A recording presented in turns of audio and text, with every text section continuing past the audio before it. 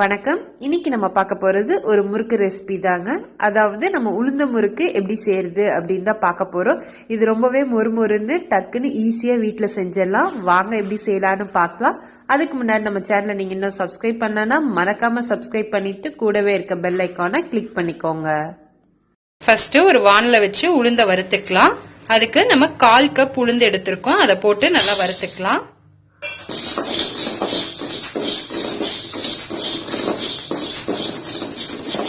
சிம்லே வச்சு நம்ம வறுத்துக்கலாம். கருக விட்டுறாம இது மாதிரி வெள்ளையா இருக்கும் போதே நல்லா வாசம் வந்தோடனே நம்ம அடுப்பு ஆஃப் பண்ணிடலாம்.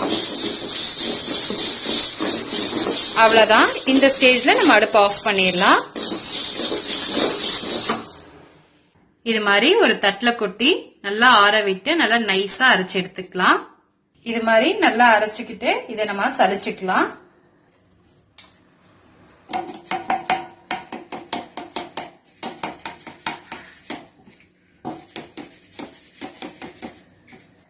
இது கூட 1 கப் அரிசி மாவு எடுத்திருக்கோம். அதையும் போட்டு நல்லா சலிச்சுக்கலாம். நம்ம 1/4 கப் உளுந்த மாவுக்கு 1 கப் பச்சரிசி மாவு கரெக்டா இருக்கும். இதை நம்ம சலிச்சு எடுத்துக்கலாம்.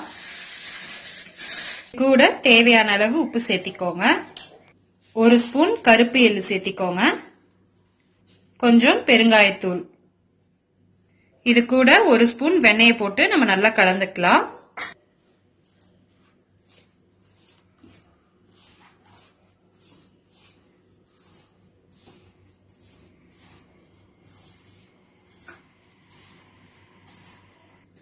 கொஞ்சம் கூட தண்ணி சேர்த்தி நம்ம பிசைஞ்சுக்கலாம்.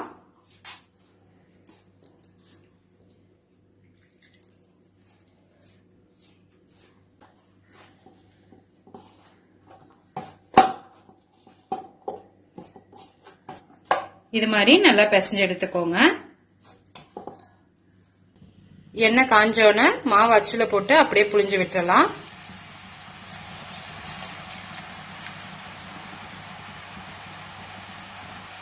நல்லா மீடியம் ஃப்ளேம்லயே வேக விடுங்க.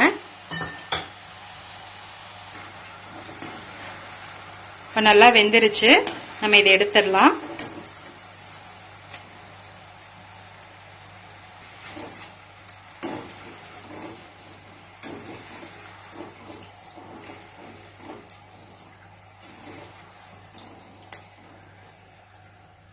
இதே மாதிரி எல்லா முறுக்கையும் நம்ம போட்டு எடுத்துடலாம்.